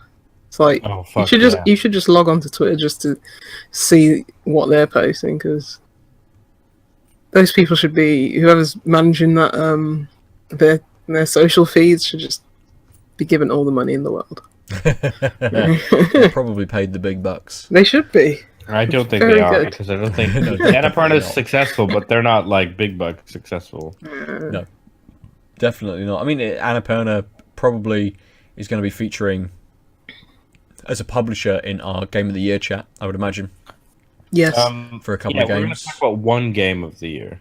Everyone gets one. It's a new rule this year. Really? Goddamn. And that's just because I think I've played one game this year. Yeah. Well, I don't That's mind. fine. I could talk about my game of the year for hours. But That's it. That's why you haven't talked about it yet on the podcast. well, not in the last shit. 6 I know. months now. Oh, I know But, what my game of the year is. It's probably a board game. But I've played it before in many years before. That doesn't matter. Yeah. What games- I'm actually... I'm saying it doesn't matter because I'm throwing it at them. I've changed my mind. I've definitely played a handful of interesting games this year. They're just not all video games. Alright, okay. Well, I mean, To make my top 10 reflective of the things I've played consistently, I will add some of these other things, and just to ground us as a beer and games podcast, Do it. because That's we a need good to be idea. less niche. Yes. Slightly less niche, sure. Um, We'll bring in the board game people I might as be well, you know. so I might be doing a one-off D&D campaign for people who are curious about how that works on Sunday. Okay. Interesting. The thing that I teased like a month ago didn't happen about like, oh, I've got a computer game, blah blah blah. It's keep talking, nobody explodes. And I was gonna play with Okay. some friends, and Cool. timing That's on etc. Switch didn't now. work. But it's on all of the things, now, Yeah. which makes total sense because you just need a screen and Yes. a printout. And you can play in VR as well, right? Yeah, I mean, it was sort of designed as a VR game, so everyone in Okay. the room, everyone could be in the same room, and the only way you could possibly see the bomb and interact with it is if you were using the headset, etc. But obviously, you just need to not show the screen to other people to functionally do the same thing. Yeah. I think that would be like more horrifying in VR than like Resident Evil. Just even though like it looks like a very Well, it's quite comical, cartoony, yeah. yeah, but still knowing that it's gonna Pure- go off, Pure puzzle tension. I think I wouldn't like that. You're gonna I crack. wouldn't like You're not that part. at You're all. not a good I member would of the crack. bomb Yeah, squad. I'll just be like, no, somebody else do it. I'm Which getting out of the wire is blast radius. it? Yeah, I would crumble. Yeah. You just Yeah, start that doesn't sound punching the fun. bomb box, just like, no, Oh, that definitely won't end work. it now. Yeah. Yes. Speaking of Game of the Year, Oh. Game Awards are tonight. Yes, they are. Yeah. So people, Put your votes in, people.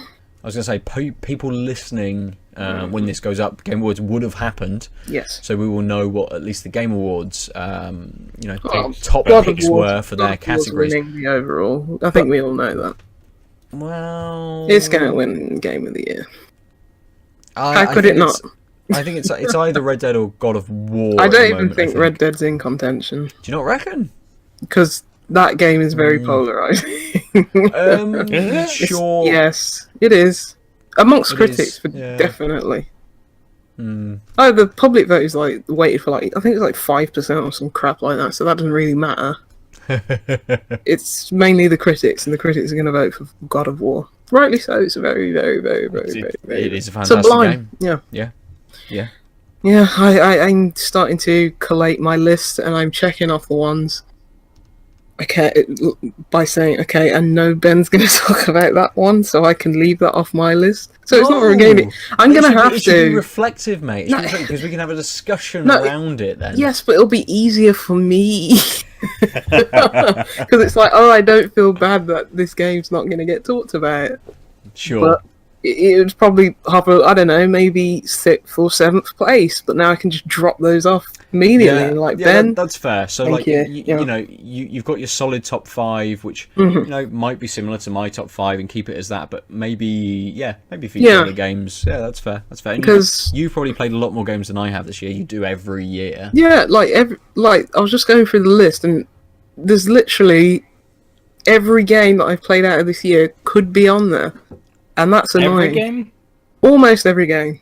I'm not even joking.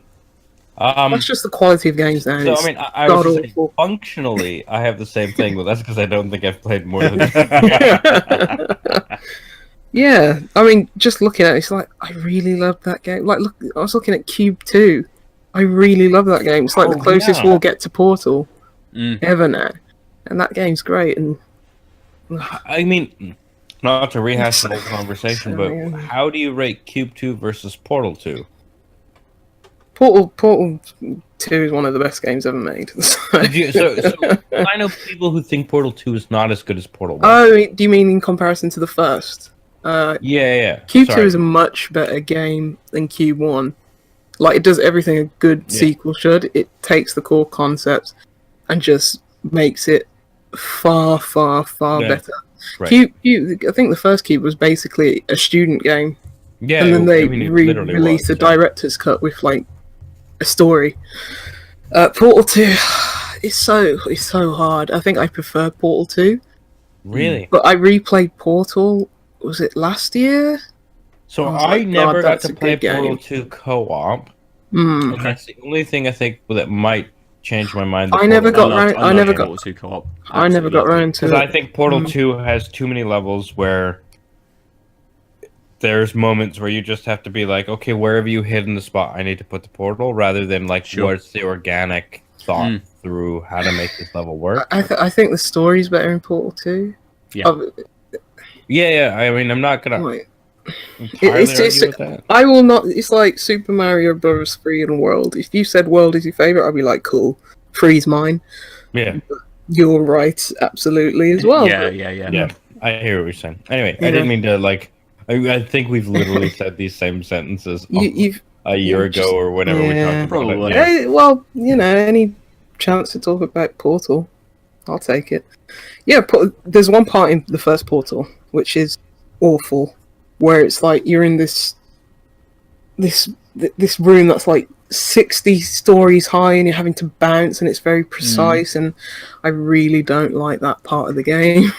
It's almost unplayable. I mean, that's the problem with some puzzle games, and that you get that one puzzle which just frustrates you, and it mars the whole experience. Well, I mean, and it's 'Cause that it wasn't tension even- that all good puzzle games have to have. I'm sorry, I didn't mean to overtalk you. No, it's fine. But just Yeah. The idea of like, we're trying to get that balance right for everyone, where it's a challenge, but it's not like a 10 times frustration challenge. And the problem is everyone thinks differently. So I think like in Portal 1, it's probably the case that most people had a frustrating level. Yeah. But it's not clearly the case that it's the same level, because there was like 2 or 3 levels. No, that is the bad level. This is the bad level in Portal 1. Nobody likes it because it isn't about thinking. You know what you have to do. Oh, I know. Is it the one where you like precision, mate? Precision, yeah.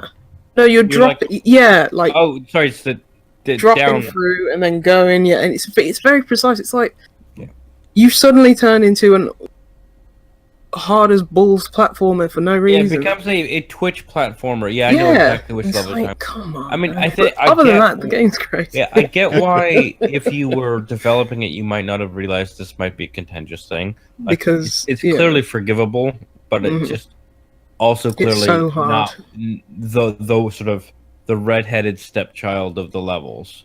Because it's all about it's functionally doing a different thing. Or sorry, it's conceptually doing a different thing, which is like making you rely more on your reactions than on your problem solving. Yeah, and it's. I'm guessing it would probably be easier with a mouse and keyboard. Yeah, I was saying I had no problem with that game, that level. I know which one you're talking about. I had to try a few times, but I didn't definitely get frustrated. But I played that game on a real input device. How it should have. Yeah, I played it on controller, and by that I mean I secretly I used a little crack and had an auto aim bot or something. I don't know how you can cheat on the PC that game. Yeah, because I was replaying Portal. Played it, I can't remember how I played it back in the day. Anyway, I was replaying it. I think it was like a Game Informer club, and they're like, "Why don't we just play Portal? It's like 4 hours long." It's actually 5 just because of that level. Yeah, but so I would really like to play Portal 2 with a person. Yeah, because that's like a good third of the game content. Yeah, I've got like Peabody and what's the other one called? Peabody? Atlas and Peabody. Don't remember. Don't remember the names of the Portal characters. Cool. It's Atlas and Peabody. Yeah, you're probably right. I literally just told you I never played this co-op, and now you're like, why don't you remember the characters from this thing you didn't do? Yeah, I think I played like 2-3 levels in co-op. I was gonna say I think I played all of it with a few different people, and this was on. I think this was the PS3 version. Did Portal come to PS? I didn't even know that. Portal 2. Did the first Portal come to PlayStation? Yeah, wasn't there an Orange Box release? There was an Orange Box release, yes. 360 and PlayStation 3? Yes, there was. But I played the co-op levels of Portal 2 on PS3 with just randomly paired people. Oh, fuck. You used matchmaking? Question mark? And it was okay. I mean, I didn't encounter anyone just trying to throw me through. What? Oh, come on! That means it wasn't okay, because the reason I want to play with a friend is to grief a friend. With people, yeah. That's also probably why I've never been able to convince them to play the game with me. They're like, I know who you are. You will want to do this thing. You will infinite loop me and then throw me in a pit of lava. Yeah, because I tried to play it with my sister, but she didn't play through Portal, so it was a bit of a hard learning curve, so I just dropped it. You're just shouting at her constantly. Oh, when we play Overcooked... aim at that, push the button. Now aim at that and push the other button. Yeah, she's not the best at games, bless her. But yeah, we always play like games every now and then, like go to EGX with her. And it is just funny watching her struggle.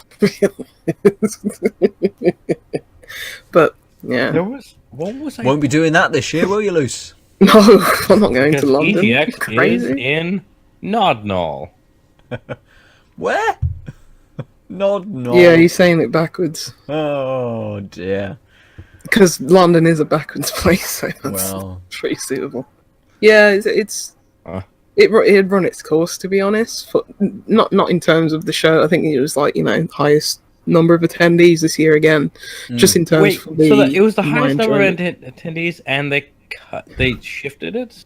Yeah, it's crazy That's because dumb. That doesn't mean it's run its course at all. I assume No, the I mean, XL, it's run its XL course is for bigger me. than the NEC. Oh, Like, I see. is it? Is it that? I 'Cause the don't know. NEC 's huge, like. Well, the NEC itself, it's huge. I don't know how many halls they take up, but I don't know anything about London or so.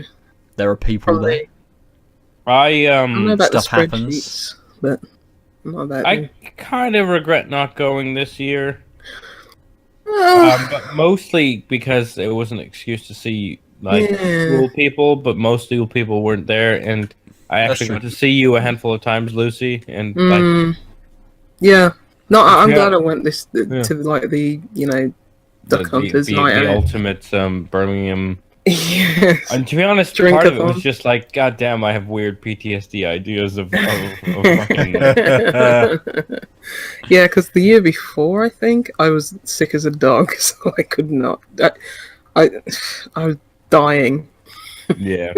so I was like, The I'm year not, before I that, can't I do woke it up in the right A&E in City Birmingham Mm, Hospital. So, yeah. it's not the best. now. Swings and roundabouts. I mentioned that to someone, and I was like, yeah, that was a thing that happened. Yeah. Like, I think it's so weird.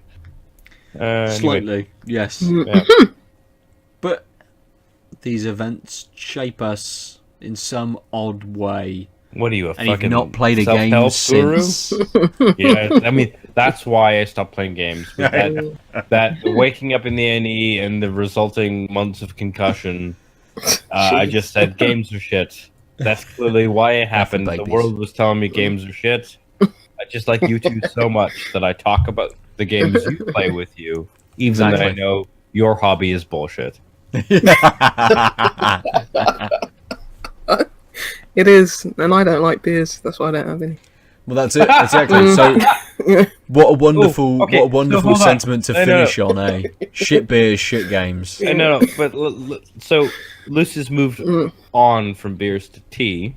Yes. What do we move on from games to? Novels?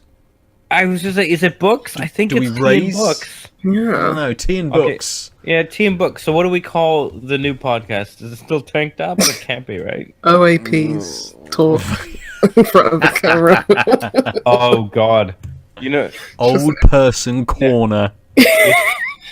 it's. I'm gonna say this, and you're gonna be like, "Oh God," but you're gonna also acknowledge this is what you would call the Tea and Books podcast. Steeped prose. Oh no! Oh my god, that is amazing. Just I mean, change. it's Get right, rid of exactly, that. right? It's the worst, but also clearly what you would It's- say. Amazing. I think that's the episode title now. Forget wizard Jeez, lizard. there's too many Steep fucking prose. things. Too many things. Just put all three. Cats love mangoes. Wizards. Cat and- goes, wizard lizards, Prose. and steeped prose. Jesus. People are gonna look at this like, what the fuck is this about? What's going on? It's gonna this be our episode? least listened to episode because people are like, usually there's a joke there or some reference to a thing. I Just don't even super- care if there's a joke. This sounds like Exactly. nonsense. Go Just fuck super off. abstract stuff. Yeah. So, for another week, we've been steeped prose. Thanks No, very which was your favourite beers? What was your favourite beer? So, Okay, what? No, let's start with Lucy. The tea or the water? Water. You know what I'm just literally gonna do when I have like no beers? I'm just gonna pretend I'm drinking a beer. It's like, oh, I have this very nice mosaic You're tasting just gonna look at IPA. your, but I can't show you. Yeah, I can't show you. No, I You're have it in gonna look like at your a mug, so it'll be like it'll just be an empty mug. Untapped, and you'll be like reading your own previous Yes. Untapped review. Yes. Yes, I had the blobbity blobbity blah. Yeah. Step. It tastes like blobbity blah blah. Yeah, I'm just drinking water. No, I'm Coffee. saying you're just pretending to drink it. You're not even gonna like fucking deal with That's it. too Like, hard. I have to. That would. You I need can't keep something. it that You need illusion. something. Yeah. We're gonna go to you, Ben. Beers. Okay. The Lervig has grown on me the more I've drank it. It's obviously still just as licorice It's still just as viscous, but it's definitely got a little bit better as I've gone through it. But it's not quite as good as the new Bristol Brewery Cinder Toffee Stout, which definitely picks it for me this week. Oh, wow. I thought it would be the other way around. I mean, I kind of had a feeling that way as well. So I'm kind of Cinder glad Toffee that we Stout couldn't predict you. had a lovely flavour. Yes, it was a little thin, but it had a lovely flavour which I wanted to continuously go back to. I was reaching for the glass to drink it, and I think very unconsciously as well, I suddenly just think, oh, I'm drinking the beer again, and that's definitely because that flavour is lovely. It's really nice. Yes, I would have liked it to have been a bit thicker, but it hasn't really detracted that much from my enjoyment of the beer. The Lervig Dark Orbit is nice. I'd drink it again, but it doesn't quite hit the same notes as the Cinder Toffee Stout does for me. Gotcha. So, Cool. quite an easy one, even though it's opposite to what you guys thought. No, I mean, that's good. That means that we can't predict your Read taste you. based on... Yeah. Or that, like, it grew on you or, like, your initial impressions weren't the full impression, right? Sure. Yeah, definitely. What do you think I'm going to pick? I think you're going to pick the one that I gave 4 out of 5 on, Is that the as collective opposed arts? to the 3 out of 5, 3.5 out of 5 one. Ooh, I'm thinking collective arts. Yes. I think you're both wrong. Ooh. Really? I mean, it's so tenuous, the difference, because the collective arts is such a quintessential IPA. Yeah. Really tasty. It does nothing wrong. And I think it might be just the novelty, but the staid novelty of the Go Mango. And the fact that it's clearly a DIPA. It has, like, most of its sort of tropical fruit mango taste isn't an infusion of mango. It's just the sort of the mosaic and the Simcoe working together. That I felt like it was doing something interesting while still clearly just being a good example of a DIPA. And so if I look at why I like the collective arts, it's a good example. It's a great example of an IPA. This is a good example of a DIPA that's doing something else. And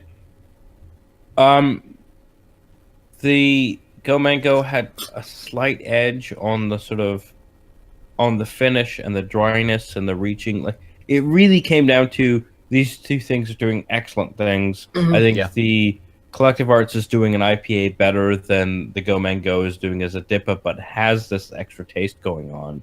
Okay. Sort of balances out there, but there was this, again, I think it comes down to the collective arts kind of made me feel like I was reaching for it sooner than I wanted because it was drying me out extra. Yeah, you did say that. And it's literally just that. Like, they're both excellent beers, but if I had to draw a line, I'm going to draw the line on Lucy's 3.5 or 3 versus the 4 based on that alone. But I don't know how much of that is just I was expecting much more of a fruit thing, and so surprised that it was just the Go Mango was just a good DIPA that had some tropical fruit taste. So there's a bit of an expectation and withdrawal move that I think is in their favor because I was sort of worried about a fruit bomb and then got exactly not that. Sure. But I'm going to actually say it's the Padstow Brewing Company. So it's me. It's my inherited passport versus my birth passport. But again, I think it's a really good beer. I really like that beer. Yeah, they're both really excellent beers. You can't go wrong. But that that edge is just because of, I think, feeling like I was reaching for it for another reason. That's it. Yeah. Nice. Okay. Which is a really like low bar for like. I mean, that happens a lot. Yeah, I mean, we've got to have some reason to pick one over the other, haven't we? Yeah. Yeah, or you can just cheat like I do every week. That's true. Oh, so Go I for the don't brilliant. cheat like Lucy. That's why I had to fucking pick, because I was like, oh, there's like a slight edge on this one and a slight edge on this one. Fuck. Yeah. If I was Lucy, I would just say all of the beers. In fact, You know what no it beers. is? No I'm beers. picking the Padstow Brewing Go Man Go, and Lucy is picking the Life in the Clouds IPA. Yes, which is fair. Oh, very good. Yeah. There we I go. loved that beer. So, those are our 3 recommendations for the week, and I feel less bad about having to draw that very tenuous. Good. So, if people want to talk to us through the internet, how do they do so? You can go to @tankedupcast. No, @tankedup_cast. Oh, for fuck's sake. Okay, On I thought Twitter. you were going to ask us that. You literally staged it as like, how do they do this? And I was like prepared to say the thing, and then I had to stop and listen to you fuck up the thing. We're tankedup_cast on Twitter. I'd just be like, I don't know. Cast@gmail.com on the emails. You can reach us on the Facebooks on outoflives.com if you happen to be one of our few 60-odd fans who are still remaining on the Facebook. Switch to the Out of Lives Facebook, because that's where we do all our posts. It's kind of admirable that someone seems to, like, on about a monthly basis, check in and be a view Just on to the see. on the Facebook page, which hasn't been updated in ages. But if you are that person, stop. We haven't even. I think we're like Just 17 episodes behind at this point. Oh god, we're more than that.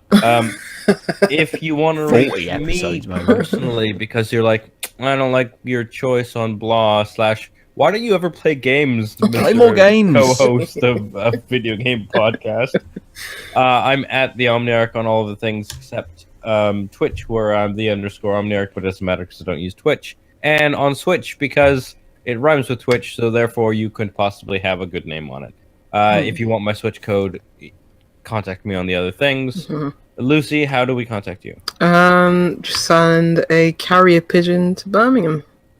Hopefully, by the time it gets to my area, it will have just dropped out of the sky because of the smog.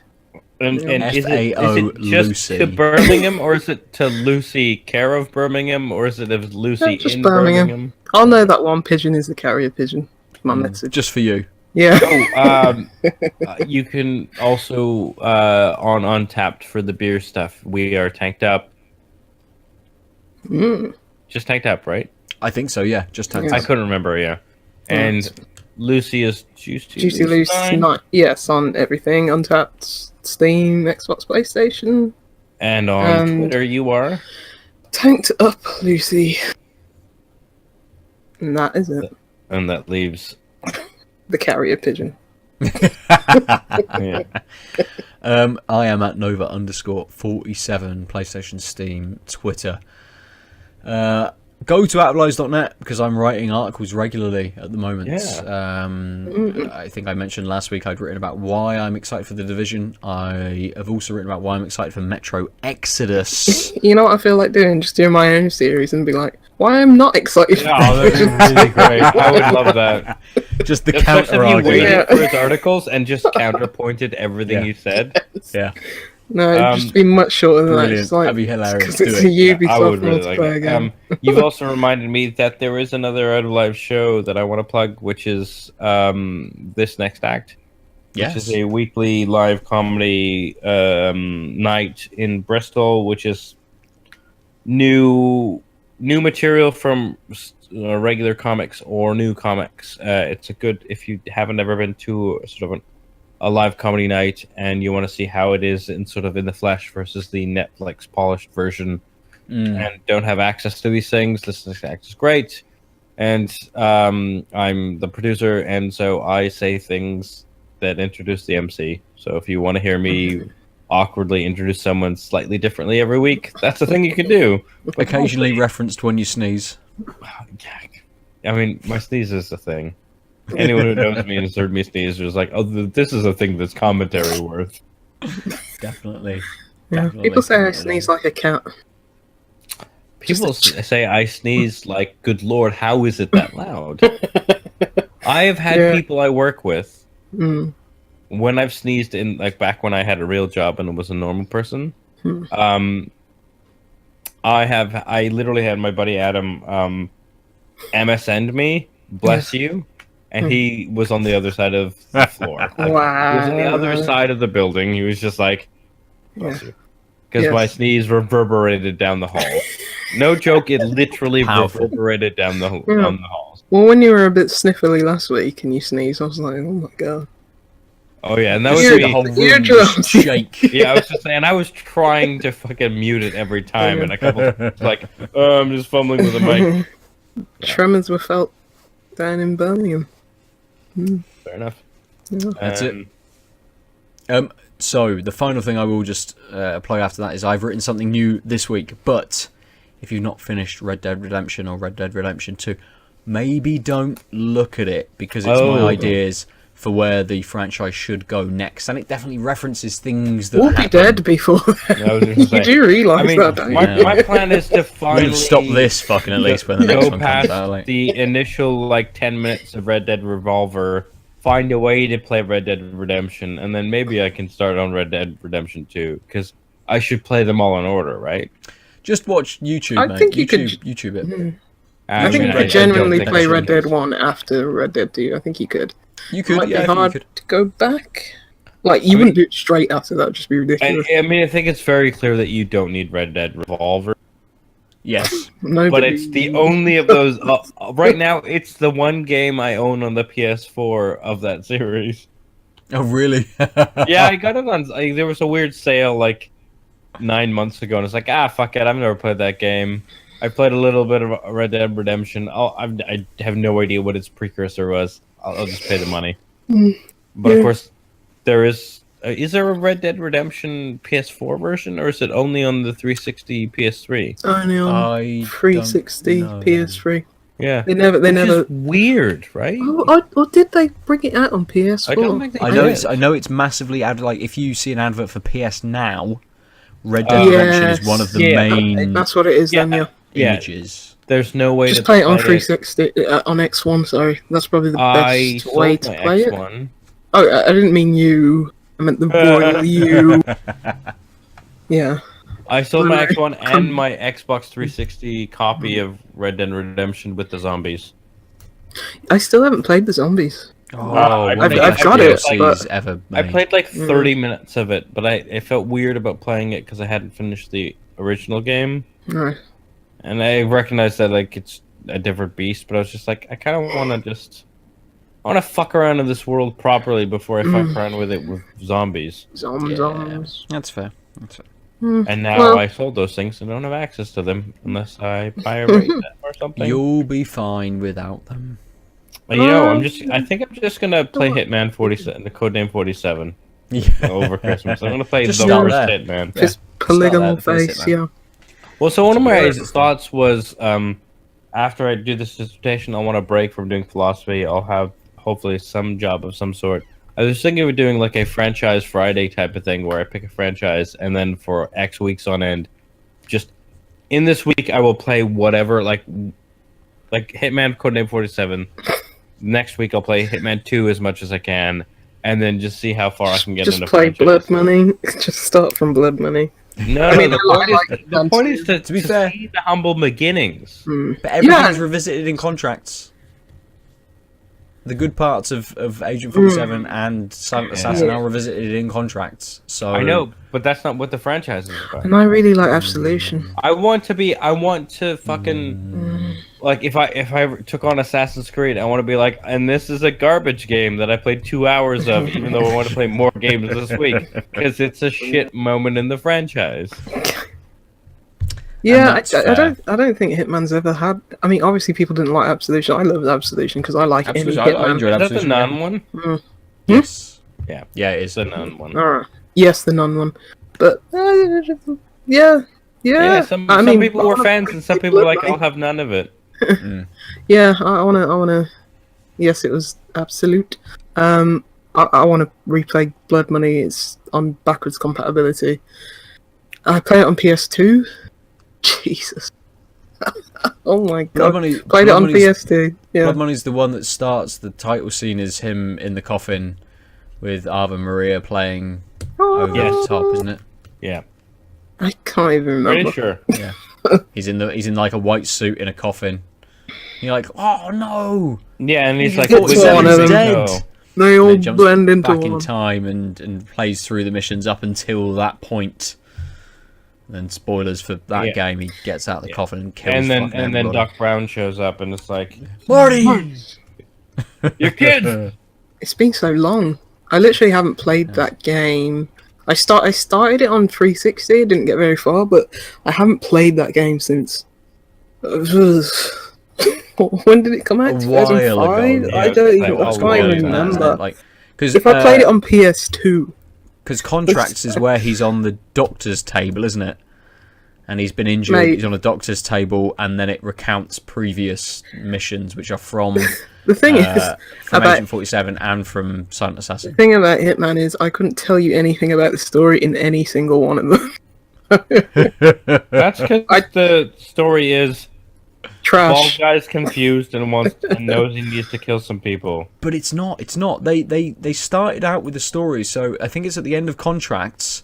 He meets Diana, his handler, in the airport, and there's the whole like ICA are fucked.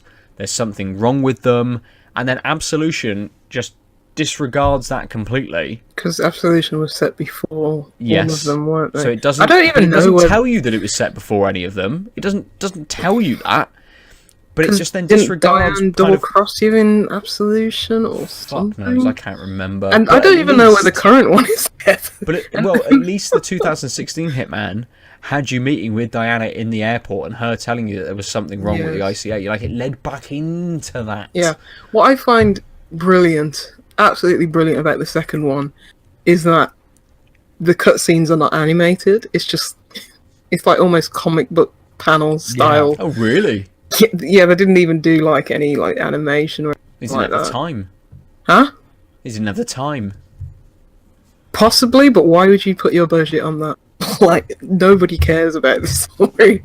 They put out like here's a recap of the story. It's like, I don't care. You know? It's just like, I just want to straight up stealth murder people. yeah, and Hitman's just never been about the story for me. Ooh. Just the levels and the sandboxes and just so good. Yes, it is. Yes, it is. And that is a good place for us to finish for this week. Yeah, but right as I try and start and talk about Hitman, just cut her off. Just cut her off. Cut the mic. Get it done. We'll be here for fucking hours otherwise. Yeah. So, for another week, we've been Steeped Prose. Goodbye. Bye. It's funny because I was thinking of Prose as like PROS versus PROSE. Yeah, but it works both No, ways. it does work both ways. I mean, that's great because it's like, no, we're just really good at video games. We're steeped pros. Versus like, we're these prats who give a shit about novels and peas. We're It sounds like pros. a new drug that the kids would do whilst Would it playing be- strip would it be bet- Fortnite. Fucking hell. Strip Fortnite. Strip All Club right, Fortnite. well, Good. I'm gonna stop recording now. Yes, so for another week, we've been re-mentioned Lizard Strip Fortnite. Wizards. Lizard wizards. Bye.